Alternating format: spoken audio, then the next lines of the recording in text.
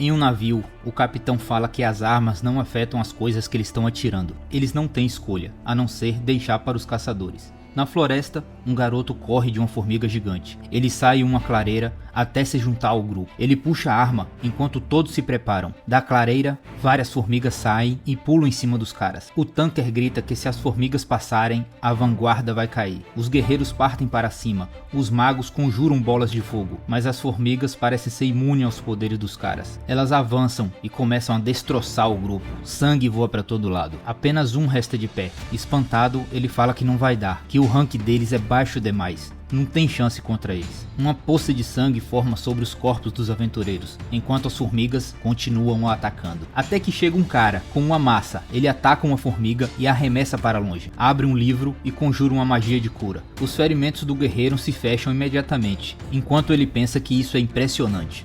Nisso, várias formigas estão vindo para atacar o cara. Mas outro chega, lançando uma magia de raio. Ao mesmo tempo, outro guerreiro chega e começa a lutar no soco com as formigas. Os outros guerreiros feridos estão só olhando e mencionando que os Rank S chegaram. Enquanto os Rank S ajudam os guerreiros feridos, uma formiga gigantesca chega, branca, de olhos vermelhos. O Rank S fala que provavelmente essa é a líder desse enxame, e parte para o ataque. Enquanto o cara que luta só com os punhos segura o monstro, o outro corre, pula e solta um golpe de cima, como se um raio tivesse caído na formiga. Nisso, o outro já arranca as pinças do bicho enquanto salta para trás e arremessa parte do bicho, que atravessa, e uma gosma verde cai do seu corpo. Nisso, outro grupo de formigas gigantes estão chegando. Eles mencionam, parece que aquela não era a líder afinal. O fortão começa a se transformar, seus músculos e cabelos crescem, e os dois partem para cima. Perto dali, um cara observa mencionando que parece que eles chegaram a tempo. À sua frente, formigas, um enxame de vários tipos. O cara conjura uma magia de fogo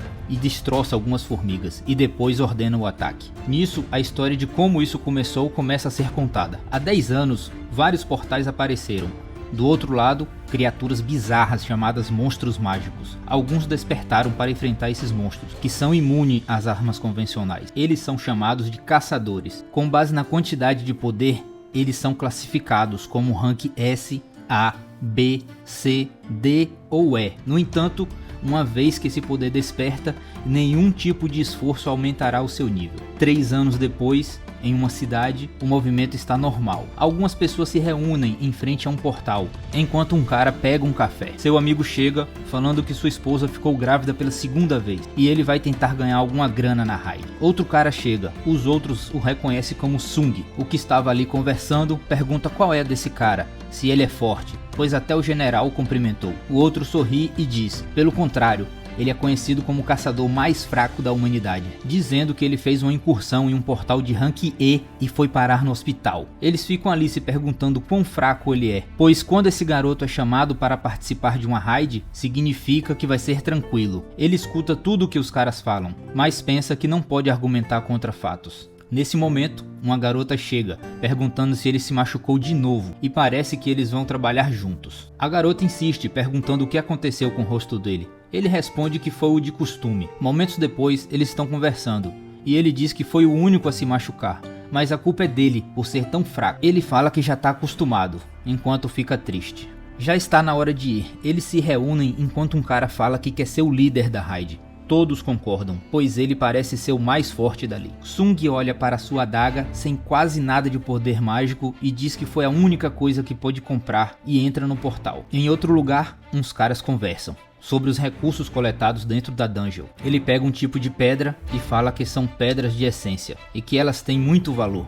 Na dungeon, Sung pega uma dessas pedras e fica emocionado por finalmente conseguir uma. A garota grita e um Goblin o ataca, fazendo sua adaga rachar e ele cair. O Goblin continua atacando, ele se esquiva 1, 2, 3 vezes e parte para o ataque. Ele acerta em cheio, mas sua adaga quebra e o Goblin enfia sua espada no garoto. Outro cara chega para ajudar, matando o Goblin. Sangue jorra para todo lado. Enquanto a garota o cura, ele fica olhando os outros guerreiros lutar. De volta ao prédio, os caras ainda conversam que as pedras de essência são coletadas dos monstros de rank mais alto e podem ser transformadas em armas para lutar contra os próprios monstros. Os cristais de mana também podem ser coletados nas dungeons e têm um uso parecido, mas são menos potentes. Ele menciona que o governo está interessado em outro tipo de uso para esses cristais, como uma fonte de energia mais eficiente que todas que conhecem. É a fonte ideal de energia. Mas isso só os caçadores conseguem coletar. De volta à dungeon, os guerreiros estão matando um lobisomem. Enquanto Sung termina de ser curado, a garota pergunta se ele continua sendo caçador apenas por teimosia.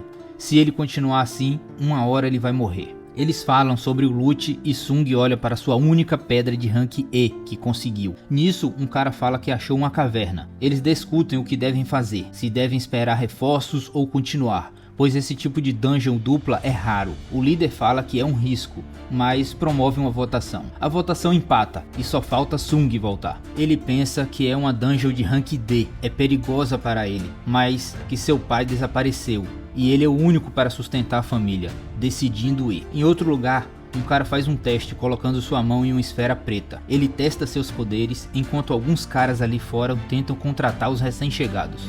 Na rua, a garota que saía do prédio é assaltada. Os caras fogem em alta velocidade, mas uma garota no meio da rua dá um salto mortal por cima dele e pega a bolsa da garota. Enquanto os caras caem da moto, todo mundo fica olhando e a reconhece. É a Chan Hai, uma caçadora de rank S. Rola uma aglomeração ali, mas a garota salta e sai pulando por cima dos prédios. De volta à dungeon, os caçadores já estão lá há 40 minutos, e o portal só aguenta aberto até 1 hora depois de derrotar o chefe. Eles caminham pela caverna procurando o chefe enquanto a garota reclama com Sung, por quase ter morrido há pouco tempo atrás, e ainda ter decidido ir atrás de mais monstros. A garota é uma healer de rank B, já o salvou várias vezes e pergunta por que ele não a leva para jantar. Nisso o cara fala que acharam a câmera do chefão. É uma porta gigantesca, eles vão em direção à porta.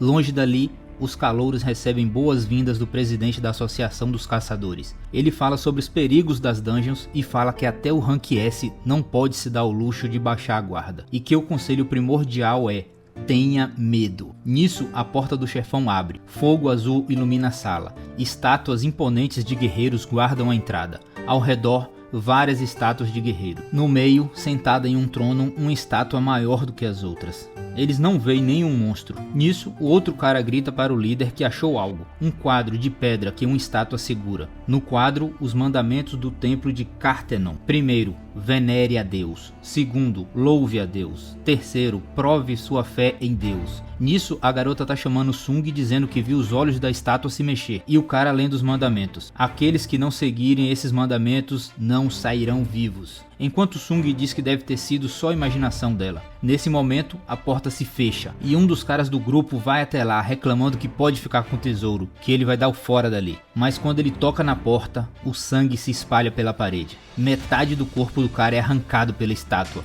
que guardava a porta. O sangue escorre pelo machado, enquanto ele cai ali mesmo, e uma poça de sangue se forma. Sung fica em choque, pensando que o cara que morreu era rank D. Pode não ser muita coisa, mas ainda assim era mais do que ele, rank E. Boquiaberto, ele pensa que isso não faz sentido. Essa dungeon era para ser de rank D e que não deveria ter monstros como esse. Se aquela estátua se mexeu, então ele olha para os olhos da grande estátua que olha para ele. Nesse momento, ele pensa que já esteve à beira da morte várias vezes. Na sua primeira raid, se separou do grupo e acabou preso.